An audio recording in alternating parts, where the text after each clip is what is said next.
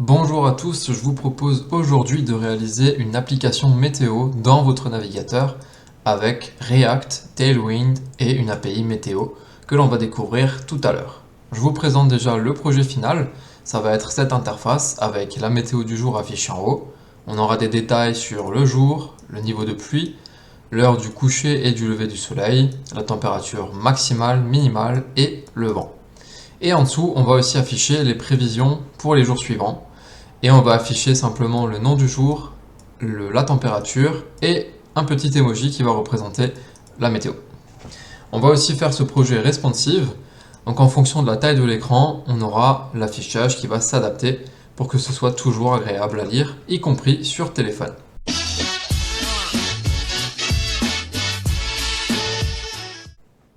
Avant de commencer ce projet, je tiens à préciser que je ne vais pas repasser sur toutes les notions que je vais aborder. Je vais vraiment aller à l'essentiel. Donc de préférence, suivez ce tutoriel avec quelques notions de JavaScript et de React. Ce sera bien plus simple pour vous pour suivre. Comme je vais aller assez vite sur certaines notions, n'hésitez pas à mettre pause lorsque vous avez besoin de regarder le code et aussi à aller en description de cette vidéo pour voir le repo où vous aurez tout le code à disposition pour pouvoir le comparer avec le vôtre si besoin.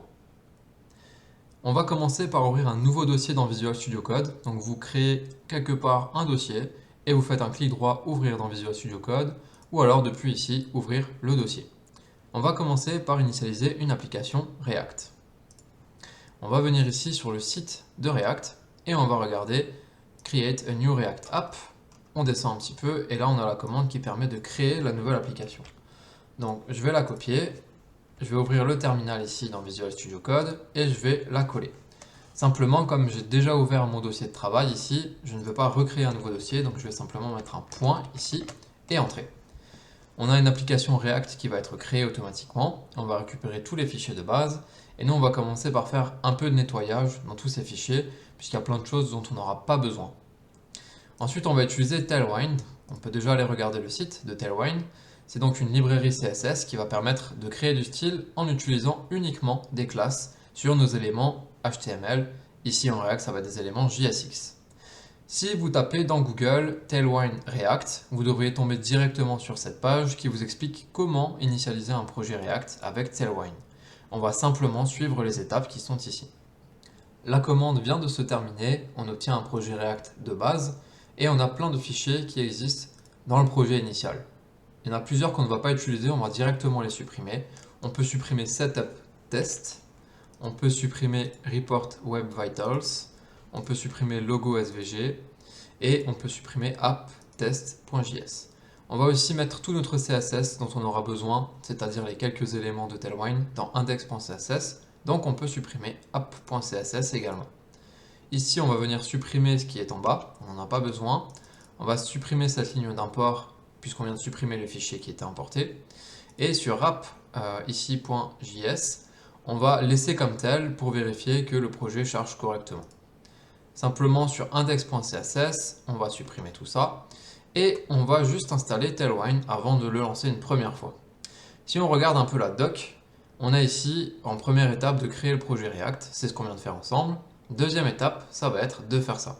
Je vais venir cliquer ici pour copier le code et je vais le coller ici. Ça va donc installer Tailwind CSS, Post CSS et autopréfixeur. Cette deuxième ligne ici, je vais faire entrer pour la lancer et ça va créer un fichier tailwindconfig.js en plus d'un postcss.config.js. Étape suivante, dans tailwindconfig.js, on va devoir mettre ce code-là. Pareil, je vais le copier, je vais aller sur mon tailwindconfig.js et je vais simplement coller ça. Enfin, on a ici index.css, on voit qu'il y a 3 lignes à rajouter. Donc je vais aller sur index.css et coller ces 3 lignes. Et maintenant, on peut lancer le projet. Donc on va essayer tout de suite. npm start, et ça devrait ouvrir notre projet dans le navigateur. Ok, on a quelques erreurs ici, c'est simplement les imports dans app.js. Forcément, n'existe plus. On va aussi enlever cette image puisque ça ne va pas fonctionner. Ok, donc là on obtient le projet tel quel. Il n'y a aucun style puisqu'on n'a rien du tout pour l'instant de Tailwind. Donc c'est tout à fait normal, on obtient juste ce texte-là. On va mettre un petit hello. Et on a bien le hello qui s'affiche ici. Bien, on part donc d'un projet complètement vide et on va regarder ensemble ce par quoi on va attaquer. Si on regarde le projet final, il y a une API qu'on va utiliser et cette API, c'est l'API qui va nous envoyer toutes les données météo. Je vais remettre ça en plus grand et on va regarder l'API que l'on va utiliser. Cette API, elle s'appelle OpenMeteo. Je vais vous mettre le lien en description de cette vidéo et vous allez pouvoir aller sur, je vais repartir ici de l'accueil pour vous montrer, on peut aller sur documentation et vous avez un lien ici avec URL Builder. En fait, c'est la page sur laquelle on tombe ici. Vous avez plein d'options qui existent, c'est toutes les informations que vous allez pouvoir récupérer. Ça, c'est des données heure par heure et ici des données pour les jours. Nous, dans notre application, on va utiliser seulement ça. Aussi parce que c'est plus simple pour vous faire la démo, mais n'hésitez pas à aller explorer un petit peu toutes ces données pour pouvoir les manipuler comme bon vous semble. Bien, nous on va regarder ici les données Daily Weather Variables et on va venir cocher certaines de ces cases pour les utiliser. Alors ce que l'on va récupérer ici, ça va être la maximum température, minimum température, sunrise qui correspond à l'heure de lever du soleil, sunset l'heure du coucher du soleil, précipitation, la pluie aussi, pourquoi pas, maximum wind speed également. Encore que la pluie, on n'en a pas forcément besoin. Pour pouvoir utiliser les données Daily Weather Variables, si on essaye d'utiliser ça, on a une erreur et on nous dit que la time zone est obligatoire. Ça veut dire qu'on va devoir préciser ici une zone qui correspond au décalage horaire et nous on va être en Europe, Londres par défaut. Maintenant ça fonctionne. On peut aussi faire la détection ici par rapport à notre position GPS pour avoir la même chose. Et donc, si on regarde ici, tout ce qu'on a coché, ça a généré un URL avec toutes les variables que l'on a utilisées. Donc, on peut cliquer sur le lien qui est ici, on va l'ouvrir dans un nouvel onglet, et ça, ce sont les données que l'API va nous renvoyer. Il y a énormément de choses à disposition. Là, par exemple, on a Orly qui est activé, donc ça veut dire que là, on a quelque chose de coché. Et moi, j'aimerais pas travailler avec ça, donc on va l'enlever. On va recliquer ici pour actualiser. Je vais réouvrir ça. Ok, donc là, on a bien les données qui s'affichent. On va avoir la time zone, c'est Europe-Londres, ça c'est très bien. On va avoir les unités, ça va être utile pour l'affichage avec des degrés Celsius, des millimètres, des kilomètres heure pour le vent. Et enfin, on va avoir nos données jour par jour. Donc vous voyez qu'on va avoir des tableaux avec ici chaque jour, ici les températures maximales pour chaque jour ici, et ainsi de suite avec toutes les données que l'on a cochées. Et bien c'est exactement ça qu'on aimerait récupérer. Donc on va venir ici et on va déjà copier-coller tout cette URL dans notre projet. Donc je vais aller par ici et je vais venir juste en dessous, je vais mettre l'URL en commentaire, comme ça on pourra le récupérer tout à l'heure. Bien, on va commencer à attaquer la logique. Et pour attaquer cette logique, on va avoir besoin de plusieurs states. On va vouloir gérer le chargement, c'est-à-dire avant que l'on reçoive ces données de l'API, et aussi les cas d'erreur si jamais il y a un problème pour récupérer les données. Donc on va commencer par déclarer des states avec isLoading et setIsLoading. Et on va utiliser useState que l'on importe automatiquement de React et on va mettre ça par défaut à false. Je vais copier-coller cette ligne et donc le deuxième state ça va être error et set error et on va aussi l'initialiser à false par défaut. On va attaquer maintenant la logique de récupération des données et on va le faire dans un useEffect pour que ça se déclenche dès que notre component est rendu. Donc on va venir faire un useEffect ici et on va commencer par mettre le statut setIsLoading à true. Parce qu'avant de charger, eh bien, on veut dire qu'on est en train de charger quelque chose, donc on le passe à true. La deuxième chose, c'est qu'on va avoir besoin des données GPS, des données de géolocalisation. Donc ça, il va falloir utiliser le navigateur. Votre navigateur possède une API qui permet de récupérer ces données. Et on va commencer par vérifier que le navigateur est compatible, parce que tous ne le sont pas. Et pour ça, on va faire un navigator geolocation avec un point d'exclamation devant. Ça veut dire que si jamais ça n'existe pas, c'est falsy, ce n'est pas possible de l'utiliser. Ça veut dire que on ne pourra rien faire avec notre application puisqu'on n'aura pas les données météo pour la localisation actuelle. Donc on va simplement informer l'utilisateur qu'il n'y a pas possibilité de lui donner ces informations avec une petite alerte, une petite pop-up et on va lui mettre un message. Je vais venir le copier-coller tel quel. hop, voilà, votre navigateur ne permet pas la géolocalisation pour utiliser l'application. Bien, ensuite on va vouloir récupérer les données GPS, donc admettons que ça fonctionne, que le client puisse utiliser cette API-là, et bien là on va vouloir récupérer les données GPS. Et on va créer une fonction pour ça, ça va être getGeolocalization, et on va l'appeler. Et les données qu'on aura récupérées, on va ensuite les placer quelque part dans un state pour y avoir accès. Donc geolocalization, c'est une fonction que l'on va déclarer juste en dessous. On va faire un const get, c'est un G ici, voilà, get geolocalization, et là on va venir déclarer notre fonction, et on va venir faire un navigator.geolocation.getCurrentPosition, comme ceci. Et là, on va recevoir, on peut passer une fonction en cas de succès, une fonction callback en cas de succès, c'est le premier paramètre. Donc on va venir écrire cette fonction ici. Et cette fonction, elle prend en paramètre un objet qui va contenir plein d'informations sur les positions que l'on a. Eh bien, on va commencer par faire un console log de cet objet pour voir un petit peu ce qu'il y a à l'intérieur. Je vais retourner sur le projet, on est ici, je vais ouvrir la console avec F12, je vais actualiser, et là vous voyez que le navigateur il essaye d'accéder à ma position. Donc là il va falloir que je lui dise OK, et maintenant on a dans la console un objet, c'est le fameux objet position, et vous voyez qu'il possède latitude et longitude, c'est-à-dire les coordonnées GPS de votre appareil. Eh bien on va utiliser exactement ça dans notre projet. On va donc enlever le console log ici, et on va déclarer un state qui va contenir nos données de géolocalisation. Donc je vais venir ici copier-coller pour aller un peu plus vite. Et puis on va faire un geoloc et set geoloc. Et je vais initialiser ça à un objet avec latitude qui va être à 0 et longitude qui va être également à 0.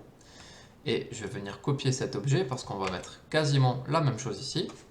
Donc dans notre fonction de succès, si on accède à la position, eh bien on aimerait mettre les valeurs de longitude et de latitude dans notre state. Donc on va utiliser set geoloc, et là on va passer un objet avec latitude et longitude.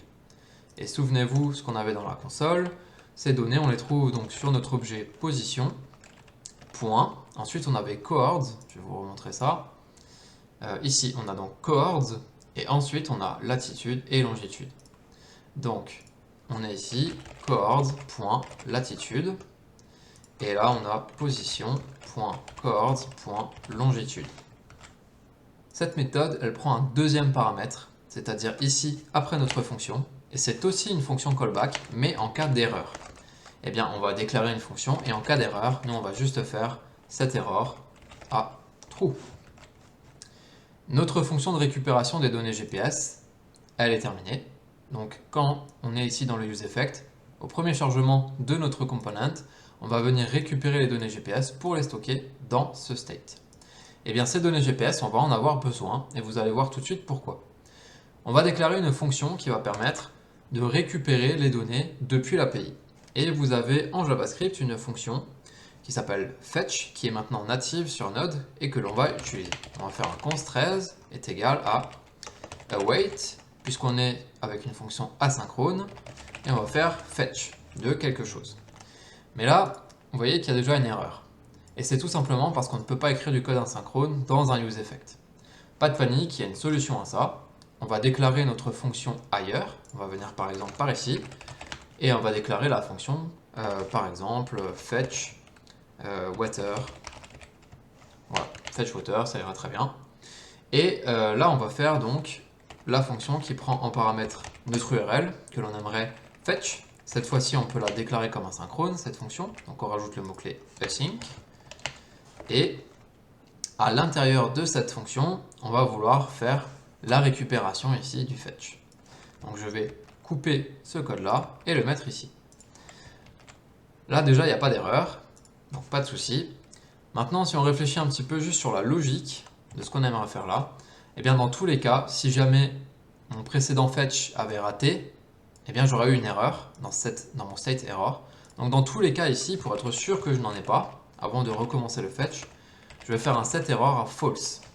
Comme ça, on repart sur un state d'erreur nul. Il n'y a pas d'erreur. On va continuer avec le fetch. Et le fetch, c'est toujours une bonne idée de le faire dans un try catch pour capter les erreurs si jamais il y en a. Donc on va venir bouger cette ligne de fetch ici à l'intérieur du bloc try et on va venir passer en paramètre l'URL. Donc on a fetch de notre URL et on va venir faire un const data puisque ici on aura une promesse. Donc si on veut pouvoir récupérer les données telles quelles, on va devoir attendre response et ensuite on va convertir ça avec la méthode JSON qui va permettre de récupérer un objet JavaScript manipulable dans notre projet. On va aller regarder ce que ça donne. On va faire un console log de data ici. Et donc, dans notre use state, qui est juste ici, on a dit qu'après avoir récupéré les données GPS, on voulait pouvoir récupérer nos données. Donc, on va venir appeler la méthode, la fonction que l'on vient d'appeler ici, et on va lui passer l'URL que l'on a récupéré tout à l'heure. C'est celui-là qui nous donne les informations. Donc je vais venir couper ça et je vais le passer à l'intérieur ici. Il faut le faire entre crochets. Voilà. Ok, bon, on a déjà pas mal avancé. Simplement, on va regarder ensemble ce que ça donne. Si je retourne sur le projet, on va actualiser. Et là, on obtient les données de notre API. Donc c'est déjà une très grosse étape. On a réussi ici à récupérer toutes les données que l'on voyait sur l'URL ici, sauf que là c'est dans notre projet React. Donc on va pouvoir utiliser toutes ces choses-là à l'intérieur du projet pour pouvoir les manipuler et faire un peu ce qu'on veut avec. Avant de passer à la suite, on va juste faire un tout petit peu d'optimisation et on va commencer ici sur la fonction que l'on vient de déclarer. On va la placer dans un use callback qui va permettre d'optimiser un peu en JavaScript, en React, notre fonction. Ça permet simplement de la mémoriser. Donc si jamais les paramètres de dependencies, qui sont le deuxième paramètre ici après la déclaration de fonction, ne changent pas, et bien ça évite de rappeler la même chose, de recréer entièrement cette fonction à chaque fois que notre component va se re-render. Donc ça permet d'économiser un petit peu de temps de calcul. En paramètres ici, on va rien passer, on n'en a pas besoin. Il n'y a rien qui dépend du rendu ou pas de ça. Et par contre, une fois qu'on a récupéré nos datas, eh bien, on va faire quand même des vérifications dessus, puisque, eh bien, admettons que l'appel API a fonctionné, mais que l'objet qu'on reçoit est vide. Eh bien, dans tous les cas, chez nous, ce ne sera pas possible de faire quelque chose avec. Donc, on va commencer par vérifier ça. Data, ce qu'on reçoit ici, ça va être un objet, et on va vérifier qu'il y a quelque chose dedans. Et pour ça, on va faire un object.keys, pour aller voir toutes les clés, tous les champs qui sont à l'intérieur de l'objet, donc de data. Et là, on va regarder combien il y en a avec length, et on va regarder si c'est égal à 0. Si c'est égal à 0, ça veut dire que c'est un objet vide. Et là, on va juste faire, nous, un set error égale à true. Si vous voulez aller plus loin dans la gestion des erreurs, en spécifiant ici que c'est effectivement que ça a bien fonctionné, l'appel vers notre API, par contre qu'il n'y a aucune donnée dedans, eh bien vous pouvez aller faire une vraie différenciation ici en rajoutant des paramètres. Enfin voilà. Vous êtes libre de faire ça. Ici, par souci de simplification, on ne va pas aller non plus trop loin. Donc admettons que notre objet n'est pas vide. On va aller dans le bloc else ici. Et on va venir lui dire qu'on va faire plusieurs choses. Pour l'instant, on va les marquer en commentaire. Donc on va déjà dans un premier temps récupérer les données jour par jour, mais vous allez voir qu'on va les formater un peu différemment. Donc on va juste noter formatted daily data.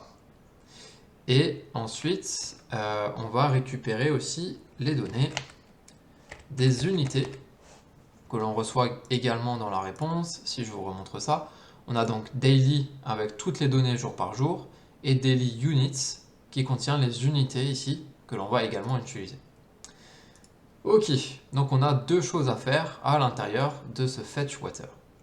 Eh bien, on va commencer par les unités, c'est encore ce qu'il y a de plus simple. On va aller par ici et on va créer encore un autre state qui va nous permettre de stocker tout ça et ensuite de l'envoyer dans les components qui en auront besoin. On va appeler ça water units, set water units, et on va faire un use state et on va commencer par un objet vide.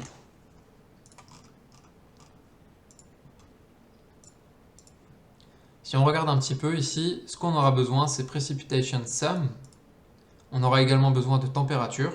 On peut en prendre juste un des deux puisque c'est la même chose. Et on va aussi prendre la vitesse du vent, l'unité. Donc ce sont les trois choses que l'on va récupérer. Et on va les mettre dans notre state, donc set weather units. Et on va venir y passer un objet. On va appeler le premier champ rain pour l'unité de la pluie. Donc on va faire un data, point. Et là, le champ dans l'objet qu'on vient de voir dans la console du navigateur, c'est daily units, écrit comme ça. Et ensuite, c'est precipitation sum. Là, je vous conseille de ne pas faire forcément comme moi, mais plutôt d'aller copier-coller, comme ça, en double-cliquant dessus, les champs. D'ailleurs, je vais le faire pour le suivant. Ça évite les fautes de frappe, et ça évite de chercher pendant des heures pourquoi est-ce que ça ne marche pas. Donc on va venir faire daily units, point, température de M, max, et enfin wind, ça va être toujours data.dailyunits, point, et le vent on l'a sous wind speed qui est ici. Hop. Ok, là on a récupéré les unités, elles sont donc maintenant disponibles dans notre state. Bien. On va s'occuper ensuite de formater du coup les données au jour par jour. Alors ces données, si on regarde un petit peu comment elles sont maintenant, il y a un petit problème. C'est que pour chaque champ, on va avoir un tableau qui va contenir à chaque indice les données du jour. C'est-à-dire qu'à l'indice 0 ici, ça va être pour aujourd'hui, également ici, et pour Sunset à l'indice 0 ici aussi. Donc ça veut dire qu'on va aller devoir piocher la première valeur de chacune des clés ici pour avoir toutes les données qui concernent un seul jour. Et ça, c'est assez pénible quand même à manipuler. Donc ce que je vous propose, ça va être de faire un petit peu d'algorithmie et on va venir modéliser nous-mêmes avec la forme qui nous convient toutes ces données-là pour pouvoir mieux les travailler ensuite, pour nous simplifier un peu la vie. On va faire ça dans un nouveau fichier. On va aller ici créer un dossier qu'on va appeler utils qui va contenir plein de petites fonctions utilitaires. Et on va commencer par créer ici un fichier qu'on va appeler format weather data daily.js et on va venir ici faire un export const de notre fonction format weather data daily. C'est donc une fonction, hop, et on va commencer par initialiser un tableau vide parce que moi ce que j'aimerais bien récupérer, alors je vais juste faire ça, data daily, hop, juste pour vous montrer, ce que j'aimerais bien récupérer moi, c'est un tableau qui contient un objet. Alors je ne vais pas le commenter pour l'instant, hop. Et donc dans cet objet, je vais avoir precipitation avec la valeur. Ensuite je vais avoir le sunset avec là aussi la valeur, 5h30 du matin par exemple. Et ainsi de suite, bref, toutes les données que l'on veut pour une journée. Et puis on va avoir virgule et le deuxième objet à l'intérieur qui correspond à la journée suivante. En bref, un tableau avec un objet qui contient toutes les données pour un seul jour. Ce sera quand même beaucoup plus simple pour nous à manipuler. Et c'est exactement ce qu'on va faire là. On va venir piocher dans chaque item qu'on a vu dans l'objet avant et on va venir rassembler tout ça dans un seul objet à l'intérieur ici de notre tableau. Donc on commence par l'initialiser vide et ensuite on va venir faire un const data entries est égal à object.keys data. Et si on fait un petit... Alors le data, il faut que je le passe en paramètre, c'est ce qu'on va envoyer. En fait, c'est les données brutes que l'on va envoyer, qui correspondent aux données jour par jour. Et on va faire un console log de data entries, juste pour voir ce que c'est. Pour voir ce console log, il faut qu'on appelle cette fonction. On va retourner sur app.js. Et c'est à ce niveau-là, dans notre fonction de fetch, que l'on a dit qu'on voulait faire ça. Donc on va venir faire ici un format weather daily et on va l'appeler. Bien, si on retourne ici, on va commencer par supprimer tout ça. Ah, on ne le voit pas. Forcément, on ne le voit pas puisque je n'ai pas passé les données. Donc, simplement, ce que l'on va passer ici, ce sont les données au jour par jour. C'est-à-dire, chez nous, on a donc data ici. Et c'est sous le champ daily on a toutes les données.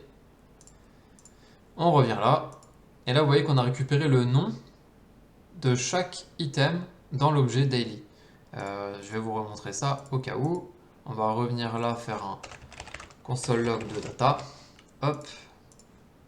Ok, donc là, regardez, on a le data.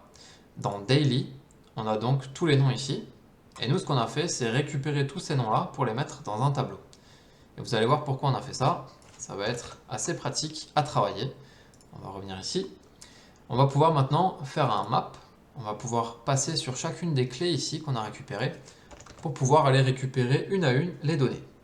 Et pour commencer, on va devoir initialiser un nombre d'objets qui correspond ici au nombre d'entrées totales qu'il y a dans un champ. Tous nos champs, ils ont le même nombre de données, hein. On a des données sur 7 jours, donc on peut prendre n'importe lequel. Bien, ce sera un tableau qui contient 7 données à l'intérieur pour les 7 jours. Donc on va commencer par placer 7 objets ici, dans notre tableau initial, en faisant un data entries.forEach. Et là, on peut récupérer deux choses. On va donc avoir la clé et on va avoir l'index de cette clé. Et on peut faire une fonction. Et à l'intérieur, on va faire une boucle for. On va renommer l'index i, comme ça. Et le tableau sur lequel on veut mapper, ça va être data key. Donc data, souvenez-vous, c'est l'objet qui contient toutes les données. Et key, ça va être finalement juste un des champs. Donc ça va par exemple être, si on reprend, je vais laisser le console log en fait qui est ici, parce qu'on en aura souvent besoin, je pense. Je laisse ça. Donc la boucle for qu'on est en train d'écrire, c'est juste pour passer sur chaque tableau ici. Donc sur ce tableau-là, on va passer sur chacune des valeurs. Sur ce tableau-là, on va passer sur chacune des valeurs, et ainsi de suite. C'est ça qu'on est en train d'écrire ici, dans cette boucle for. Donc dans cette boucle for, on va venir lui dire que si jamais le key index c'est le 0, donc si c'est le premier tour en fait qu'on fait, on va venir faire un data daily.push d'un objet vide. Ça permet de rajouter autant d'objets qu'il y a de données dans le premier champ de notre objet data. Ensuite, on va venir faire un const day value pour récupérer juste la valeur du jour en question dans le champ en question. Et alors là, ça va être data key, c'est pour accéder au champ dans daily, et ensuite à l'index i. Alors je sais que ça devient un petit peu compliqué, surtout n'hésitez pas à faire pause, à faire des console log. Par exemple ici, si je veux vérifier que j'ai le bon champ, je vais faire un console log de value. Hop, je reviens là. Et regardez ici, on est passé sur chaque champ qu'on avait donc dans daily, précipitation par exemple, on avait 0,0, 1,2, etc. Et bien on va passer sur chacun de ces champs pour pouvoir les récupérer individuellement jour par jour. Donc surtout, n'hésitez pas à faire pause, à y aller à votre rythme pour bien comprendre ce qu'on fait ici. L'étape suivante, ça va être de placer la donnée du jour dans l'objet qui correspond au jour en question. Donc on va venir récupérer notre data daily et on va lui dire que c'est au champ i et qu'on va rajouter dedans un champ qui porte le nom de la clé initiale et on va mettre ça à day value, comme ceci. Ok, bien. Ça fait une fonction un peu compliquée, mais on va vérifier que l'on a bien ce qu'il faut en faisant un petit console log de notre data daily. On revient là, et alors regardez ici, dans la console, on a maintenant un tableau qui contient un objet par jour. On en a 7 en tout, et chacun de ces objets possède les propriétés qui lui sont liées. Donc on a pu transformer complètement l'objet initial de notre API pour avoir un truc beaucoup plus simple au jour par jour. Voilà, c'était juste la petite parenthèse de manipulation de données. Et nous, pour se simplifier encore la vie, et pour faire surtout un affichage français, on va venir rajouter encore quelque chose, c'est le jour en français. On va faire un peu de manipulation de date en JavaScript, je sais que vous adorez ça. Donc on va faire un data daily.forEach, on va repasser sur chacun de nos objets qui correspond à chacun des jours. Donc pour chacun de ces jours, on va venir faire un const date est égal à new date Et ça, on va l'initialiser à partir de data.time, parce qu'on a un champ qui correspond à time, qui est ici, et qui décrit en fait le jour en question. On va créer une date à partir de ce champ time. Ensuite, on va venir faire un const dayIndex, et là on va faire un date.getDay. Et getDay, ça va renvoyer un index avec, là il faut regarder la doc pour ça, n'hésitez pas à rechercher. Ça va être 0 pour dimanche, 1 pour lundi, et ainsi de suite, jusqu'à 6 pour samedi. Et nous, on va vouloir récupérer du coup un jour écrit en français en fonction de cet index. Donc là, simplement, la date du jour, ça va vous renvoyer donc le jour d'aujourd'hui. Là où j'enregistre cette vidéo, c'est un dimanche. Donc ça veut dire qu'ici, je vais créer une date qui correspond à dimanche. Et quand je vais faire le getIndex, le getDay, ça va me renvoyer 0.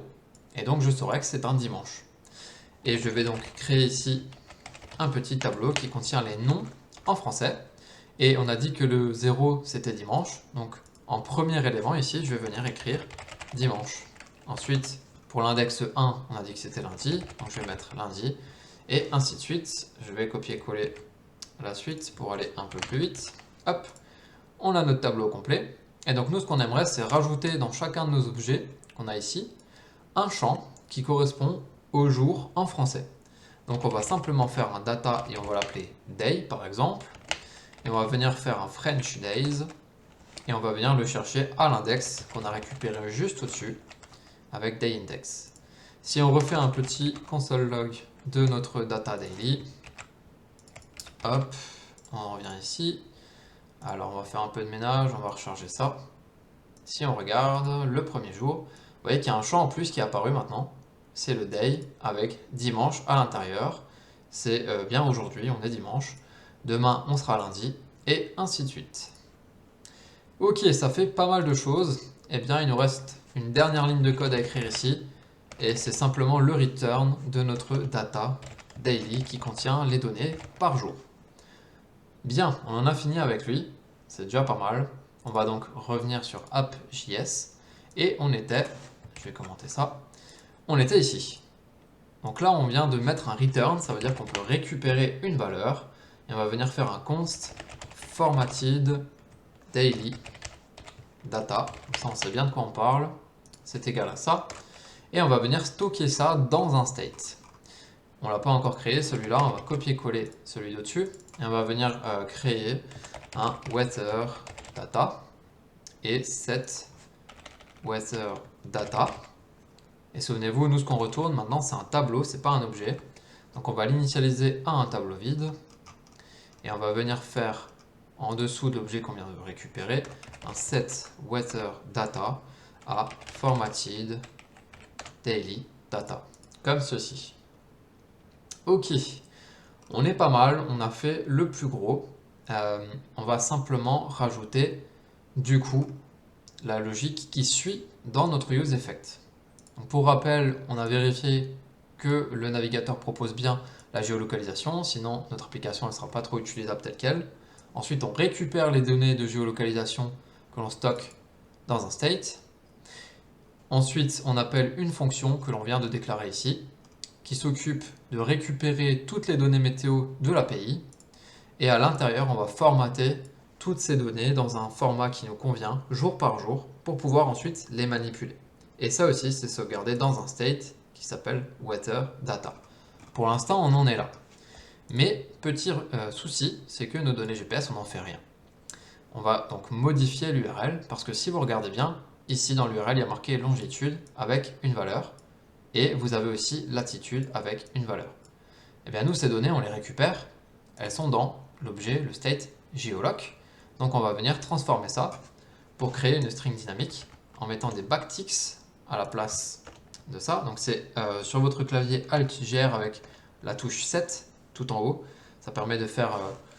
alors je vais zoomer un peu pour vous montrer. Ça permet de faire quelque chose comme ça. Et on va pouvoir maintenant venir ici, sélectionner la valeur de latitude. On va la supprimer, on va faire un $accolade. Et là, on va pouvoir injecter du JavaScript et on va injecter geolog.latitude. Je vais venir copier ça pour me simplifier la vie. Je vais aller après longitude, je vais supprimer la valeur de longitude et j'ai juste à remplacer ici par longitude. Donc là, ça va injecter en fait nos données de géolocalisation directement dans l'URL. Si je reviens ici, je vais actualiser. Forcément, j'ai enlevé le console log. On revient par ici. On va juste regarder qu'on a bien les données GPS qui ont changé. Oui, on est de nouveau sur du 48,54 et du 7,73. Si je reviens ici, c'est les valeurs que j'avais en faisant la détection GPS sur leur API à eux. Donc ça correspond bien à ce que mon navigateur a retrouvé. Ok, bon, on a pas mal avancé. On va donc retourner ici dans notre useEffect et on en était là sur notre fetch.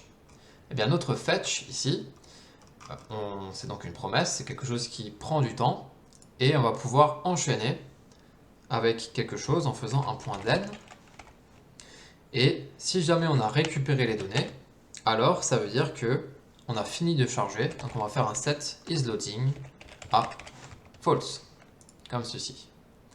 Et pour finir, vous voyez qu'il y a un petit message d'alerte en disant que le tableau de dépendance il n'est pas content, il manque des choses. Donc on va simplement faire un update pour lui passer les différents éléments qu'il veut. Voilà, donc là c'est bon, il y a juste un petit détail, c'est que notre fonction fetchWeather, elle doit être déclarée avant le useEffect. Donc on va venir récupérer le code de cette fonction, on va le couper et on va le placer ici avant le useEffect. Et là, on est tout bon. Ça fait déjà beaucoup de logique. On va commencer tout doucement à implémenter notre JSX pour commencer à avoir des informations à l'écran. Alors, on va commencer par supprimer le nom de la classe ici et à supprimer notre hello. Et sur l'écran d'accueil, il va y avoir plusieurs cas de figure.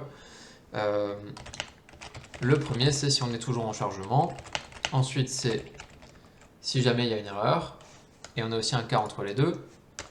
C'est si jamais, si plus en chargement, mais que water data vide. Si jamais, ça peut bien se passer, mais ça peut être vide. Encore que ça, on le gère en disant que si jamais ici, il n'y a rien dans l'objet, ça affiche une erreur. Donc on peut même se passer de ça. On n'en a pas besoin. On va gérer donc juste le cas où c'est en chargement, en erreur, ou alors on a les données. Vous pouvez gérer plus de cas si vous en avez envie, pas de souci là-dessus, on peut vraiment décliner ça. On va commencer ici à faire un if isLoading si on est en chargement. Et on va commencer par faire un return de JSX. Et là on va faire une div. Hop. Et à l'intérieur on va venir faire un paragraphe. Et on va juste écrire chargement. Je vais copier-coller ça parce que ça va être presque pareil. Simplement, la condition ici, c'est if error, si jamais il y a une erreur. Et on va mettre un texte qui indique qu'il y a eu une erreur. Je vais venir le récupérer ici. Hop. Donc une erreur est survenue. Voilà. Ok. Admettons qu'il n'y ait pas d'erreur et qu'on soit plus en chargement. Ça veut dire que tout s'est bien passé. On va venir ici pour commencer à écrire le JSX. Au niveau de la structure du code qu'on va faire, je ne vais pas tout expliquer, c'est simplement une structure qui m'a permis de faire le design que je vous ai présenté au début. Donc voilà, je vous invite juste à suivre. Vous pouvez très bien aller aussi sur le repo pour copier-coller ce code-là, il n'y a pas de souci, pour faire gagner un peu de temps. Donc on va venir faire une div. À l'intérieur, on aura un premier component qui sera pour today, comme ceci. Et ensuite, on aura une autre div. Et dans cette autre div, on aura ici, je vais mettre en commentaire, map sur nos données daily, sur les jours suivants. Pour la structure, ça va être ça. D'ailleurs, on peut déjà remplacer ça en fait. On peut faire, alors, on va commencer par créer les components, comme ça on pourra les importer proprement ici. On va aller sur SRC, on va créer un nouveau dossier qui s'appelle components. Et on va venir créer un premier component qui va s'appeler today card, today ça suffit en fait, JSX, hop, et on va créer un deuxième fichier qui s'appelle weekday.jsx. Alors là, vous avez une extension qui est très pratique. Vous pouvez aller sur Visual Studio Code, vous tapez React, et la première qui sort, celle-ci, vous pouvez l'installer. Ça va vous simplifier énormément la vie, puisqu'il y a des raccourcis. On écrit RAFCE, entrée, et ça crée directement ici un component. Je vais faire la même chose sur celui-ci. Donc nos deux components sont créés, et on va tout de suite les importer. Donc pour le today, ça va être today. Hop, il s'est importé automatiquement. Et ici, on a plusieurs jours à afficher. Donc on va venir récupérer les données qu'on a mis dans Weather Data, puisque ce sont les données jour par jour. Et donc on va vérifier que ça existe avant de passer à la suite. Donc si Weather Data existe, alors on va faire un Weather Data, point. Et le premier jour, on va le passer ici dans Today, et tous les autres jours, on va les passer ici. Ça veut dire qu'on va prendre le tableau complet, mais on va enlever le premier élément. Et en réalité, ici, on va créer un nouveau tableau en faisant un slice, et on va lui dire que tu vas prendre Weather Data à partir de l'index 1, c'est-à-dire qu'on ne prend pas le premier élément, on commence au deuxième du coup, jusqu'à la fin, donc Weather Data.length. Et donc sur ce tableau-là, on va venir faire un map. Et là, on a accès à deux choses. On a accès aux data en elles-mêmes et aussi à l'index. Et donc, pour chacun des éléments qu'on a, on va venir rendre du JSX qui est notre élément weekday. Hop, comme ça. Ok, donc normalement, ici, on a today, juste le mot today, et weekday, on a juste le mot weekday. La logique qu'on a implémentée ici, ça veut dire que là, on a une fois today, et logiquement, il nous reste 6 éléments dans Weather Data, après le slice qu'on a fait là. Donc on devrait observer une fois today à l'écran, et 6 fois weekday. On vérifie. On a une fois today, et 1, 2, 3, 4, 5, 6 fois weekday. Donc jusque là, on est plutôt bon. Eh bien, il nous reste encore à passer toutes les datas qu'on a récupérées en haut à nos components ici pour pouvoir les afficher. Alors, on va commencer par today et on va lui passer une première props qui s'appelle data. Ça va donc être weather data à l'index 0. Et on va aussi lui passer une deuxième props qui va s'appeler weather units et qui va tout simplement être notre objet weather units. On va presque faire la même chose sur notre autre component ici. Je vais copier-coller ça, ce sera plus simple.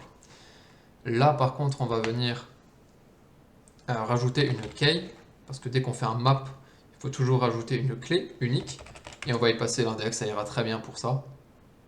Et la deuxième chose, c'est que ici pour data, ça va être data directement, puisque on vient récupérer un objet l'un après l'autre, donc on lui passe tel quel.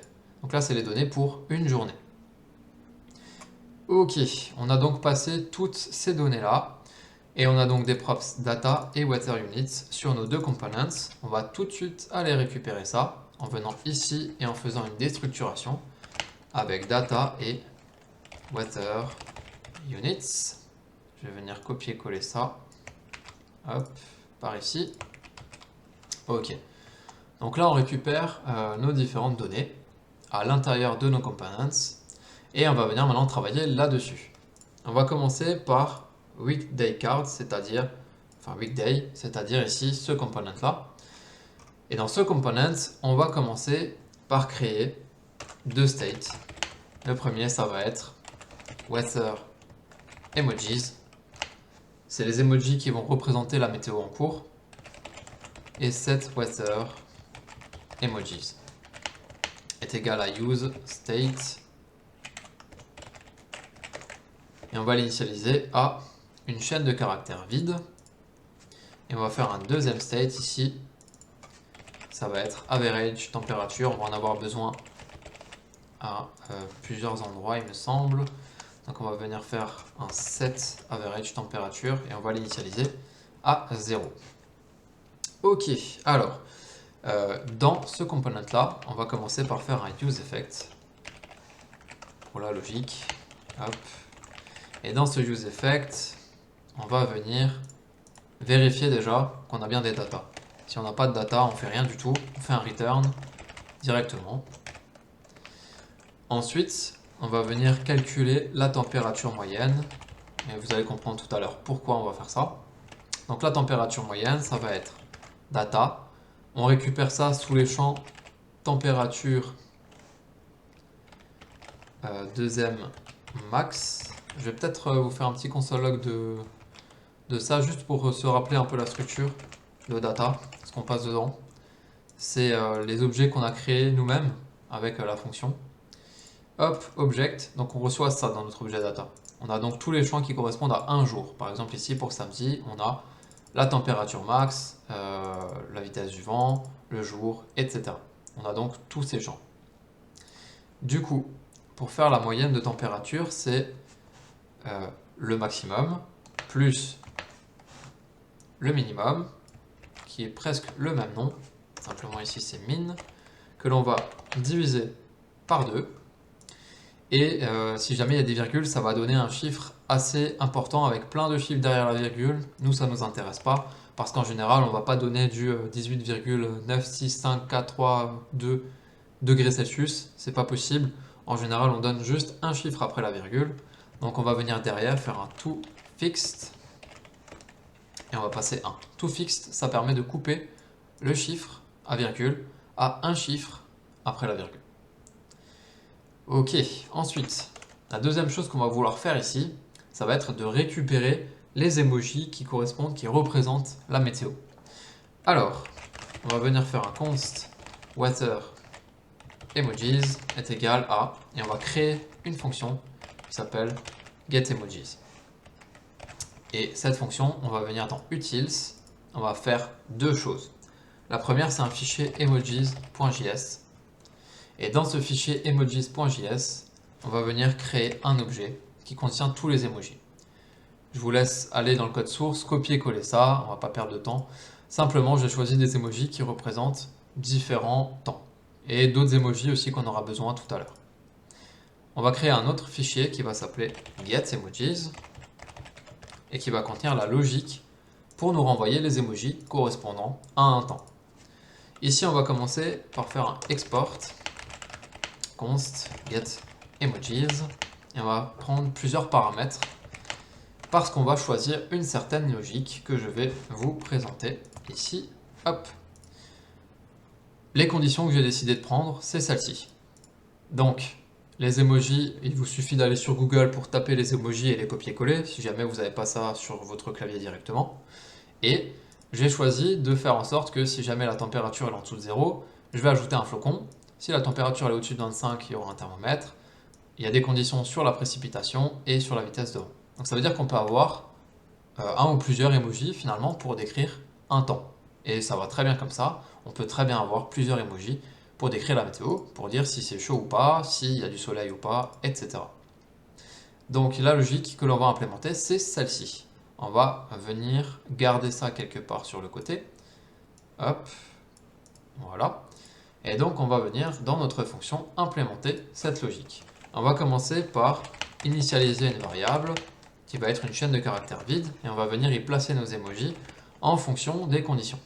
La première qu'on a dit, c'est sur la température. Ça veut dire qu'ici, il faut que je passe en paramètre la température pour pouvoir faire des vérifications dessus.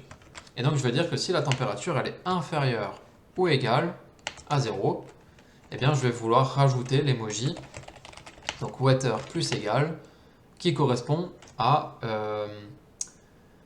le flocon, donc cold, et du coup je vais venir faire un plus égal emojis qui va être importé automatiquement, point cold.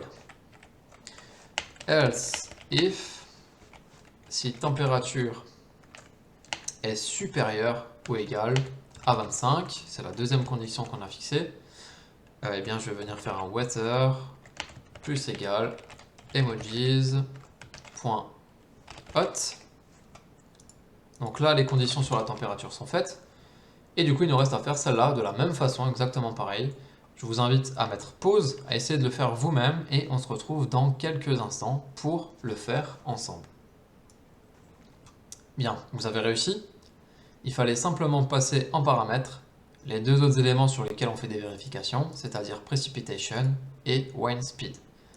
Vous faites de la même façon des vérifications avec des if else et vous rajoutez à chaque fois les emojis qui correspondent. Et pour finir, on fait un return de weather qui contient tous nos emojis.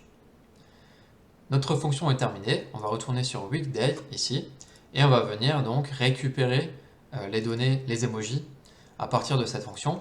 Alors je vais la réécrire pour l'importer automatiquement, getEmojis, elle est reconnue, elle a donc été importée en haut, et il faut passer 3 paramètres. Souvenez-vous, on a dit température, précipitation et wind speed.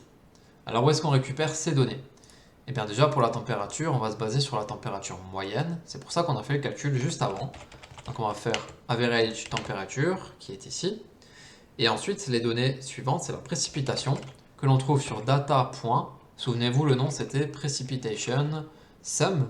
Donc on a precipitation sum. Et ensuite on a la vitesse du vent qui se trouvait sous le champ wind speed 10 meters max. Ok. Bien.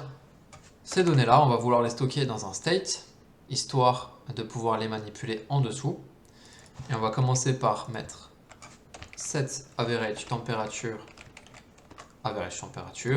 et set weather emojis à weather emojis. Ok. Dans le tableau de dépendance ici, il n'est pas content. On lui dit update de data. On est tout bon. Maintenant pour le rendu du JSX. On va venir faire ici une première vérification. Si jamais il n'y a pas de data dans les props, ou si jamais il n'y a pas de weather units, c'est que quelque chose s'est mal passé. Et à ce moment-là, on va juste faire return d'une div et on va lui dire erreur. Voilà, ça suffira. Si vous voulez customiser ça, il n'y a pas de souci. Maintenant, dans le JSX en dessous, encore une fois, pour la structure, c'est par rapport au design que j'ai choisi. On va venir mettre un premier paragraphe ici qui va contenir data.day, ça c'est le jour en français. En dessous, on va venir mettre un deuxième paragraphe. Hop. Et dans ce deuxième paragraphe, on va venir mettre un average température. Ensuite, on va mettre un espace et on va venir mettre l'unité, qui est les degrés Celsius, que l'on va trouver dans notre state weather units. Point température.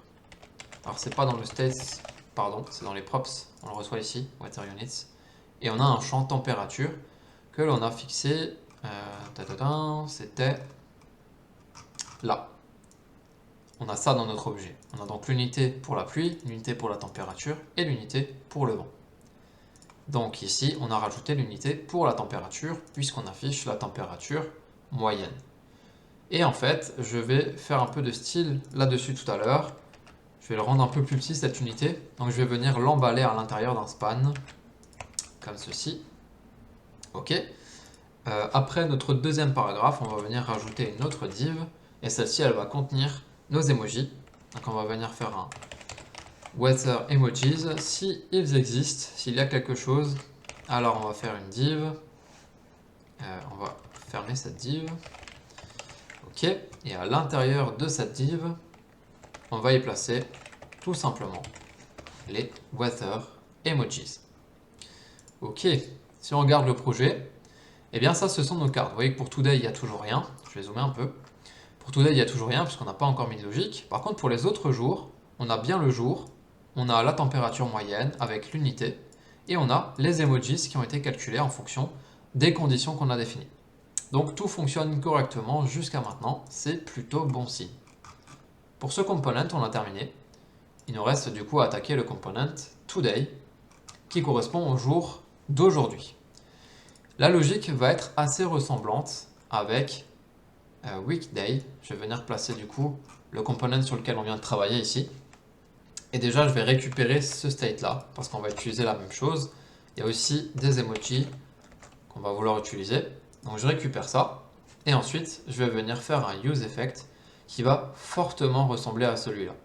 Donc là aussi, je vais venir le copier-coller ici. Et on va faire les importations qui vont bien. Donc ici, il y a le use effect, il y a le get emojis qu'il faut importer. Par contre, on n'aura pas besoin de notre state average température ici, parce qu'on va afficher le minimum et maximum. Ok. Ensuite, si jamais il y a une erreur, il n'y a pas les props ou voilà, il y a quelque chose qui manque, des données qui manquent, on va aussi afficher un message. On va juste changer le texte ici, un peu plus long. OK. Et pour le JSX, là c'est parti pour la structure, ça va être un peu plus compliqué. Allez, on s'accroche. On va faire une première div à l'intérieur. Encore une div. Je vais essayer de ne pas en oublier. Et encore une div. Donc là, ça fait 1, 2, 3, 4. On a 4 profondeurs de div au total. Celle-ci, on va la doubler. Il y en a 2 à l'intérieur ici. Et je vais mettre des annotations parce que sinon, on ne va pas s'en sortir. Hop. Ici, c'est emoji. Ici, à l'intérieur, ça va être, à la rigueur, ça je peux déjà même l'écrire. On aura le texte aujourd'hui et on aura ici data.day. Ensuite, on va sortir donc de cette div aujourd'hui et de la div parente, c'est-à-dire celle-ci. Celle-ci plutôt. Hop. Donc on sort ici, on vient à ce niveau-là et on va créer une autre div. Et cette div-là, ça va être toutes les données détaillées. Là, on va créer plusieurs paragraphes. Hop. Et on va mettre à chaque fois des emojis. Alors, le premier, ça va être donc emoji.calendar. On va mettre jour, 2 points, et ça correspond à data.day. Ensuite, on va venir dupliquer cette ligne-là, ça ira un peu plus vite. Le deuxième emoji qu'on va mettre, c'est l'emoji rain, et ça va représenter la pluie. Et la pluie, on va venir la récupérer sous data.precipitationSum. Et là, on va vouloir rajouter l'unité derrière pour dire qu'il y a eu X millimètres de pluie de prévu aujourd'hui. Donc on va venir rajouter ici l'unité que l'on récupère de notre props weather units et qu'on avait écrit sous rain. Voilà. Ensuite, on va dupliquer encore cette ligne. On va passer du coup à sunrise.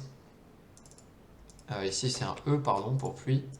Hop, on fait lever du soleil. Et là, ça va être data. Alors, on a sunrise. Simplement, le format que l'on va récupérer, ça va être un format date qui est pas super. Je vais vous montrer ça. Sunrise. Et on va enlever tout ça. On va aller sur le projet. Et là, lever du soleil, on a ça comme format. C'est pas terrible. Ce qui serait pas mal, c'est d'avoir un format date au format heure, minute. Ça suffit largement. Donc, on va devoir formater cette date. Allez, c'est parti. Nouvelle fonction utils. On va venir faire format date to hours minutes. Je vous rassure, celle-là doit être un peu plus courte que les autres. Donc, il y a des choses qui existent qui sont très pratiques. Et vous avez notamment Stack Overflow qui est fantastique quand on a des petites questions comme ça. N'hésitez pas à aller chercher sur Google. Si vous avez des questions là-dessus, c'est sûr qu'il y en a d'autres qui se les ont déjà posées. Donc tout ça, je ne l'ai pas inventé, hein, je l'ai récupéré d'ailleurs sur d'autres forums des développeurs qui ont voulu refaire tout ça. Alors, première étape, on va venir déclarer une variable hours, minutes, secondes. Et ça va être un date.toTime string. Hop. Et je vais venir faire un console log de ça. Hop. Et pour qu'on puisse la voir, il faut que je retourne dans today. Et ici, je vais appeler, je vais enlever ça, je vais faire format, donc la fonction que l'on vient de créer. Et je vais lui passer du coup le data.sunrise dedans. Ok, alors, si on veut la voir, il faut... Ah non, on aura le console log, ça devrait être bon. Alors, qu'est-ce qui se passe? On a une petite erreur a priori. Ok, autant pour moi. Data.sunrise est au format string. Nous, ce qu'on veut, c'est placer une date à l'intérieur. Donc, à partir de cette date au format string, on va créer une nouvelle date. On va faire new date. Et on va lui passer, du coup, la valeur à l'intérieur. Ça va créer une date à partir de cette donnée-là. Et c'est cette date-là que l'on va manipuler ici. Et on va pouvoir faire un toString. Ça, c'était pour les tests. Hop. ToTimeString. Et on va regarder ce que ça donne déjà, ça. Alors, on obtient ce truc-là. On ne le voit pas très bien. c'est donc au format heure, minute, seconde. Et ensuite, vous avez encore plein de données. Mais finalement, la partie qui nous intéresse, c'est celle avant l'espace qui est juste ici. Donc on va venir faire un split. Et on va découper notre chaîne de caractères sur le caractère espace, comme ici. Et ce qu'on veut, c'est récupérer du coup le premier élément. Si maintenant on regarde dans la console ce que ça donne, voilà, on obtient 06 21 00, c'est-à-dire l'heure au format heure, heure, minute, minute, seconde, seconde. Simplement, nous, on a décidé qu'on n'avait pas besoin d'avoir les secondes encore derrière. Donc on va redécouper un peu tout ça.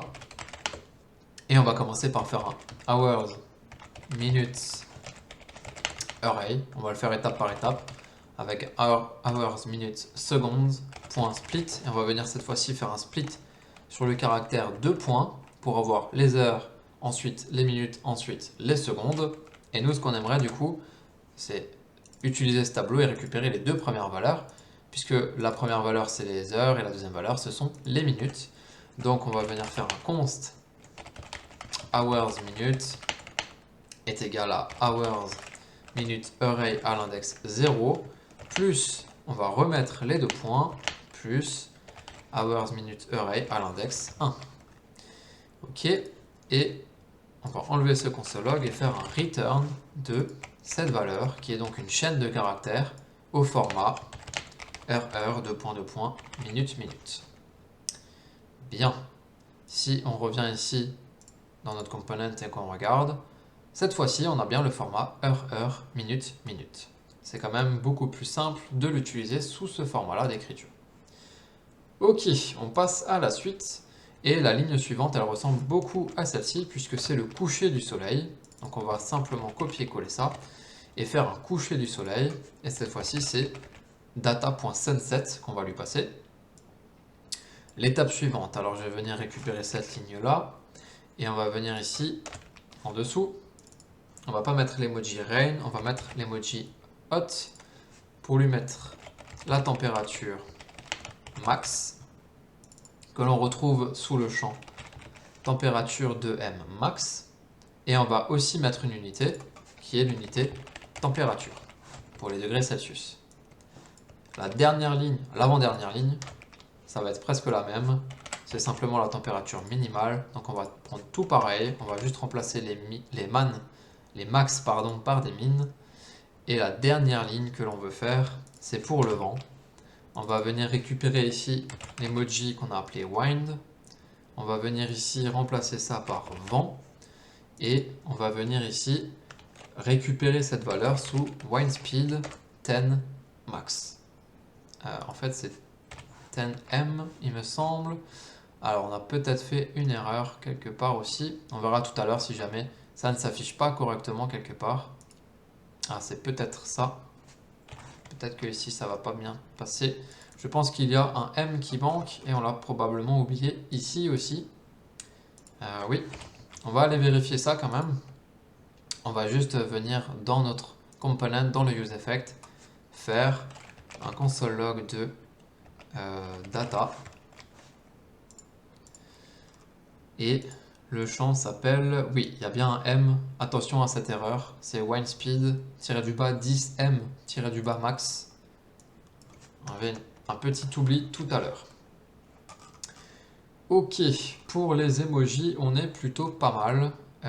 D'ailleurs, cet emoji là que j'ai mis en commentaire, on va aussi le mettre tout de suite. En fait, il n'y a rien de spécialement dingue à faire ici, puisque on a stocké des emojis dans notre state que l'on passe tout simplement ici.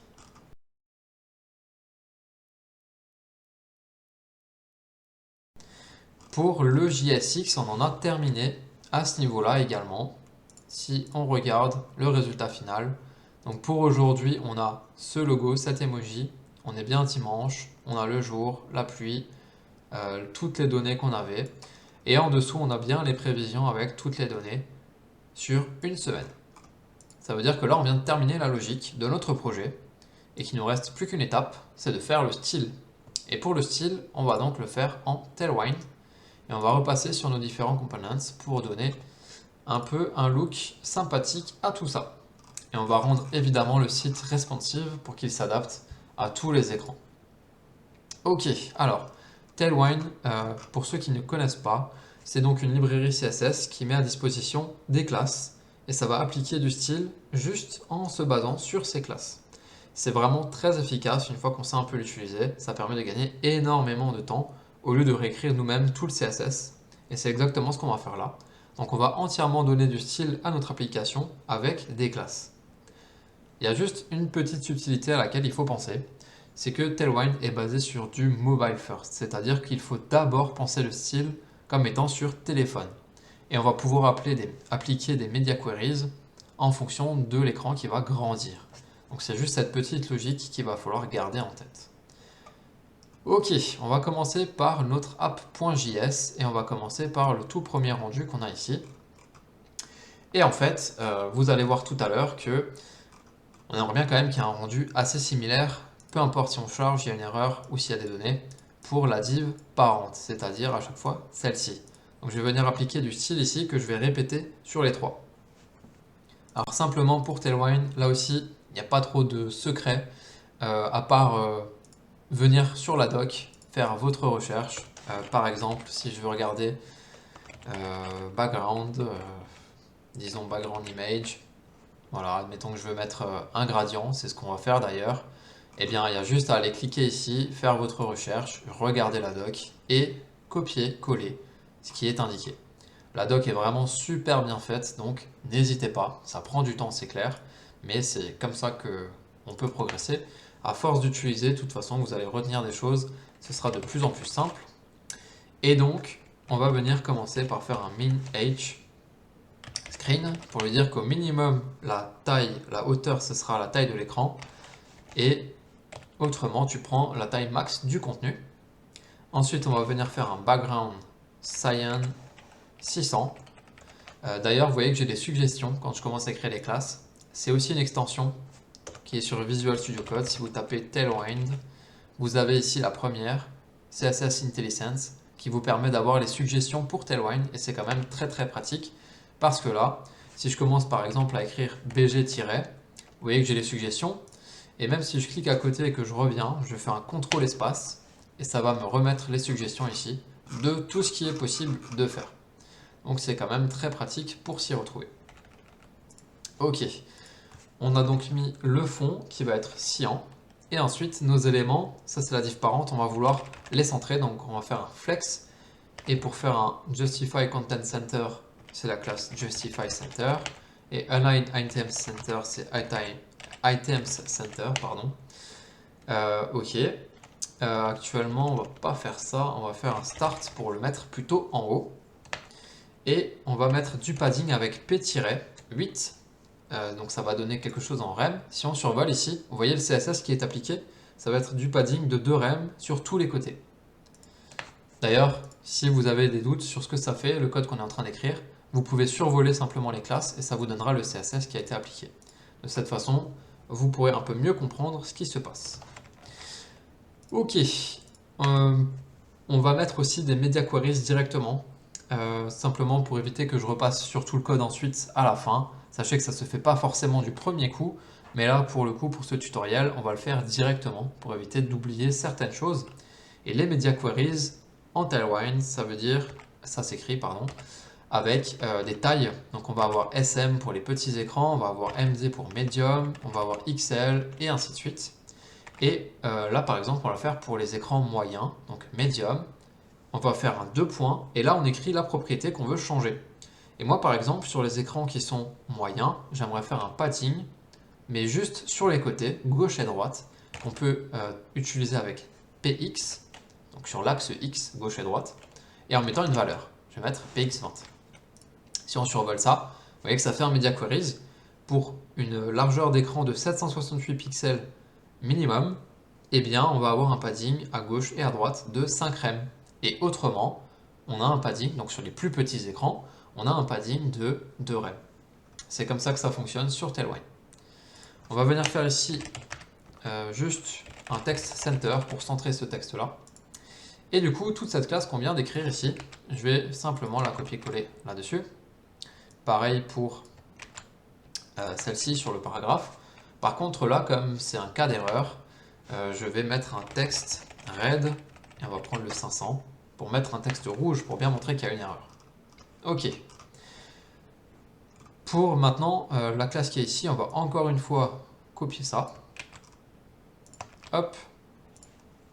Sur la deuxième, on va venir faire class name. On va lui dire que la largeur, tu prends 100% avec width full. Ensuite, on va lui dire que la largeur maximale, ça va être 7 pixels. Alors, juste quand même, pour savoir de quoi on parle. Donc là, on a le fond cyan qui a été appliqué déjà. Et là, on est en train de faire cette div-là. On est en train de faire la div qui englobe en fait tous nos éléments. C'est celle-ci qu'on est en train de faire et on est en train de lui dire qu'au maximum, tu vas prendre une taille de 7 pixels. Ça correspond à 80 rem, soit 1280 pixels. Ok, on va faire un background gradient. Ah bah là, c'est l'exemple de ce qu'on a trouvé sur la doc tout à l'heure, qui était ici. Pour faire des gradients comme ça, eh bien, on va prendre celui-là en fait, tout simplement. Donc voilà, il suffit d'aller chercher ça sur la doc, hop, et on a un gradient. Je pense que j'ai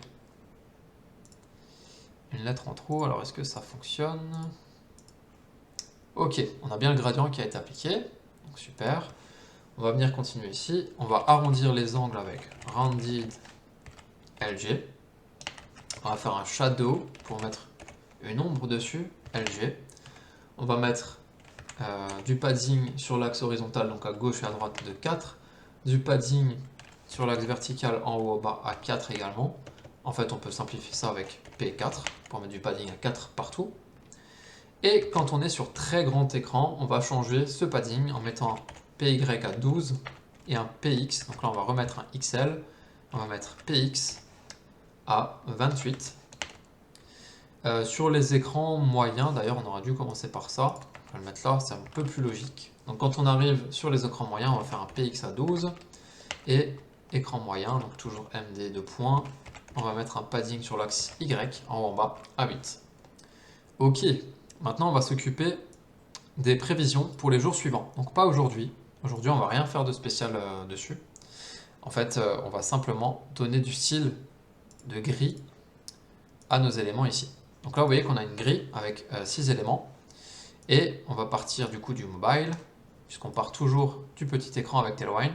Donc sur mobile, j'aimerais avoir une seule colonne avec tous les éléments. Quand je passe sur un écran moyen, j'aimerais avoir 3 colonnes, 2 lignes du coup automatiquement. Et quand je passe sur des très grands écrans, j'aimerais avoir une seule ligne avec 6 colonnes. C'est ce qu'on va faire là. On va venir dans la div, faire un class name, et on va lui dire qu'on aimerait bien une grille, donc grid. Ensuite, on va lui dire grid calls 1, puisque par défaut, on veut une seule colonne. On va mettre un espacement de 6, donc ça veut dire, voilà, gap 6, c'est 1,5 rem en espacement. Ensuite, quand on arrive sur écran moyen, on a dit qu'on voulait 3 colonnes. Donc on va dire md grid calls 3. Et quand on est sur grand écran, on lui a dit qu'on voulait 6 colonnes. Donc, vous l'aurez deviné, grid call 6. Ok, on vérifie ça. Hop, on passe ici. Alors, sur très grand écran, on a bien 6 colonnes qui s'affichent. On rétrécit, on passe à 3. On rétrécit encore, on passe à 1.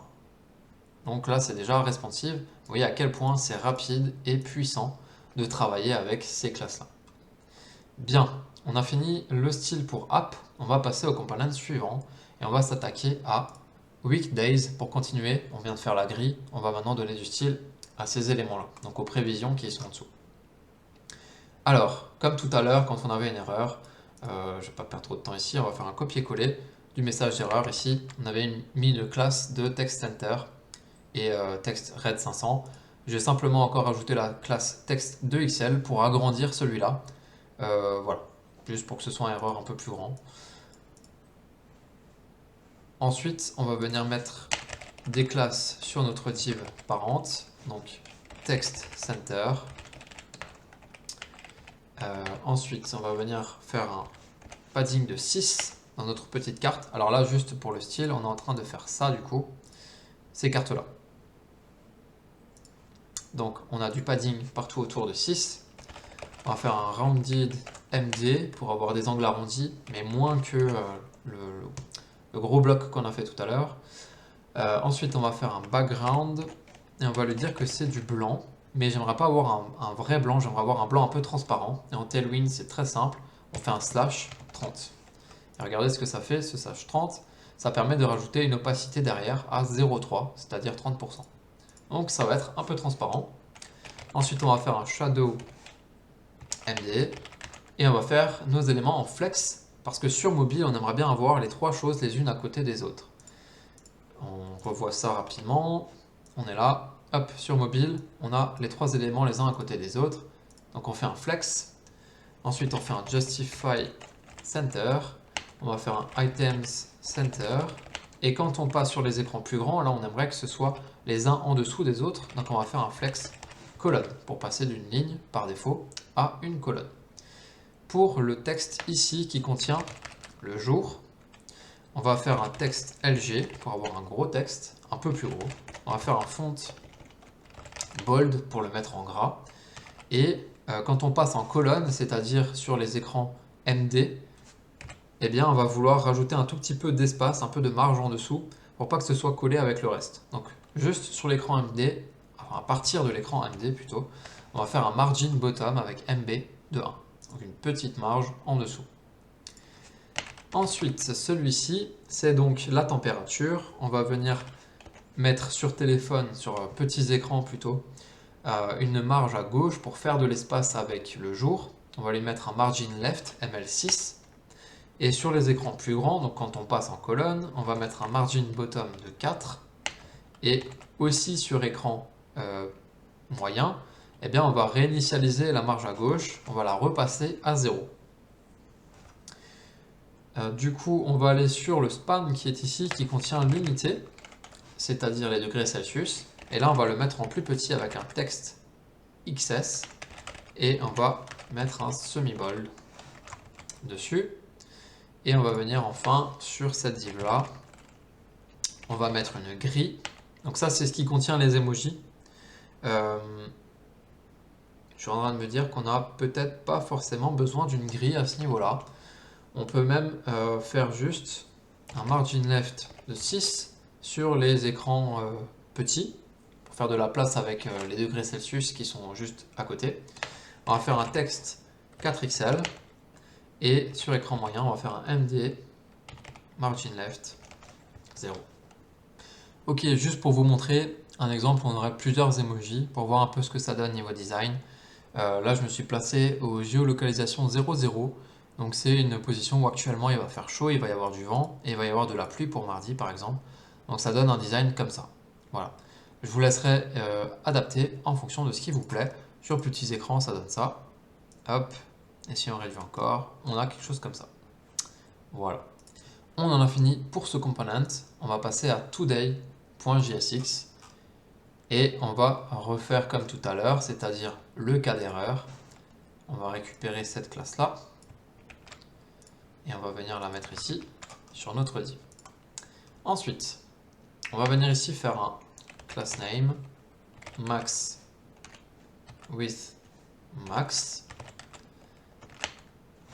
Et on va ensuite faire un XL margin left auto. Ça va être pour pousser notre contenu tout à droite de l'écran quand on est vraiment sur les grands écrans. Par contre, par défaut, sur les petits écrans, j'aimerais que ce contenu soit centré pour la météo du jour. Donc je vais venir ici faire un MX auto. Donc ici, c'est simplement pour lui dire que tu prends la maximum de taille en largeur du contenu. Tu vas le centrer en mettant une marge gauche à droite automatique. Et enfin, sur grand écran, on va pousser le tout vers la droite en mettant une marge à gauche automatique. Ok. Ensuite, on a ici class name. On va venir faire un display flex. Ici, ça va être pour mettre notre emoji de la météo avec le texte, avec plutôt toutes les données qui sont en dessous. Donc ça va être d'un côté ça, avec l'emoji météo et le texte aujourd'hui, et de l'autre côté, ça va être toutes les données détaillées. Donc on va faire un display flex. On va faire un margin bottom de 20 pour faire de l'espace avec les prévisions qui sont en dessous. On va faire un petit margin top aussi pour donner un peu d'espace au-dessus, pour pas que ça fasse trop coller avec le bord supérieur. Et ensuite, on va faire un flex call. Par défaut, on est sur une seule colonne. Pour rappel, sur petit écran, on est comme ça. Hop, je vais vous montrer sur le fini plutôt. Voilà, on est sur une seule colonne. Donc on lui met ça. Par contre, quand on est sur écran très grand, c'est-à-dire sur Excel, on va venir faire en ligne, l'un à côté de l'autre avec Flex Row. C'est-à-dire ça. Là, on est passé sur une ligne. Ok, ensuite, on vient sur cette div-là. On va venir faire un flex et flex colonne pour pouvoir aligner l'emoji et le texte l'un en dessous de l'autre. Et ensuite, on met un flex parce que le texte qui est ici, on va vouloir le pousser tout en bas en lui mettant plusieurs choses. Alors déjà, on va faire plus grand, 3XL. Ensuite, on va faire font bold, on va faire text center. On va faire text white pour celui-ci. Et là, on va faire margin top auto pour que ça le pousse automatiquement tout en bas. Ensuite, on va faire un margin bottom de 8. Encore que, on n'a pas besoin... Si, on a besoin de celui-ci pour les mobiles, pour faire un petit peu de place avec ce qui est en dessous. Et par contre, quand on est sur grand écran, on va venir faire un XL margin top auto. Et on va également, sur XL, faire un reset de notre margin bottom à 0. Pour notre emoji ici, on va rajouter aussi quelques classes. On va venir faire un texte 8XL pour avoir vraiment un très gros emoji. On va venir faire aussi de la place en dessous avec un margin bottom de 8. On va faire un text center. Et on va venir sur les grands écrans faire un text right pour l'aligner à droite. Sur grand écran, c'est donc pour le mettre à droite ici au lieu d'avoir au centre. Alors, pour le détail ici, on va venir faire un texte XL pour avoir un texte un peu plus grand. Et ensuite, on va toujours mettre un peu de marge à gauche pour donner un effet centré, mais quand même que le texte reste aligné sur la gauche. Ce que je veux dire par là, c'est que le texte ici soit un peu centré par rapport à la moyenne ici. Donc grâce à de la marge que l'on rajoute sur la gauche, mais qu'il reste quand même aligné ici en commençant toujours là. Parce que si on avait du texte center, eh bien on aurait un texte qui serait centré par rapport ici au centre de l'élément. Ce serait un peu moins agréable à lire. Donc on va le laisser comme ça. On va donc venir faire un margin left 12. Et sur les grands écrans, on va rajouter plusieurs propriétés. On va venir faire un XL padding left de 4. Vous allez voir pourquoi. On va faire un XL, on va venir rajouter une bordure. Donc le padding, c'est pour éloigner un peu la bordure sur la gauche. On va faire une border, -L pour la mettre à gauche, -2 pour lui donner 2 pixels d'épaisseur. Et ensuite, on va donner une couleur à cette bordure. On va faire un border L. Et là, ça va être indigo. Et on va lui donner le indigo 500. Donc, sur grand écran, on devrait voir une bordure sur la gauche. Et c'est bien celle-ci que l'on observe. On arrive donc à la fin de ce projet. J'espère que ça vous a plu. On a pu voir ensemble plusieurs choses. On a créé une application React. On a vu comment utiliser une API de météo. On a vu comment récupérer ces données dans notre application. On a aussi vu comment utiliser Tailwind pour donner du style et comment exploiter l'API géolocalisation du navigateur pour en tirer des données GPS et les combiner avec l'API pour en tirer la météo là où vous habitez, là où l'utilisateur est connecté avec son navigateur. On a vu comment rendre le tout responsive avec les propriétés de Tailwind. Donc ça fait quand même pas mal de choses. Vous pouvez vous féliciter d'être arrivé jusque-là. Et je vous remercie vraiment d'avoir suivi le tuto jusqu'à la fin. C'était un vrai plaisir de pouvoir vous apprendre tout ça. Si vous avez des suggestions d'amélioration, si vous avez des questions, n'hésitez pas à laisser un commentaire. N'hésitez pas aussi à laisser un j'aime. C'est toujours bien pour l'algorithme. Et puis ça fait toujours plaisir pour sortir de nouvelles vidéos. Et à ce propos, si vous avez des idées de sujets que vous aimeriez faire, n'hésitez pas à les suggérer en commentaire. S'il y a de bonnes idées, je pourrais passer là-dessus pour les prochains tutos. Et sur ce, on se laisse là. Je vous souhaite une bonne continuation, bon projet, bon codage et à la prochaine. Salut!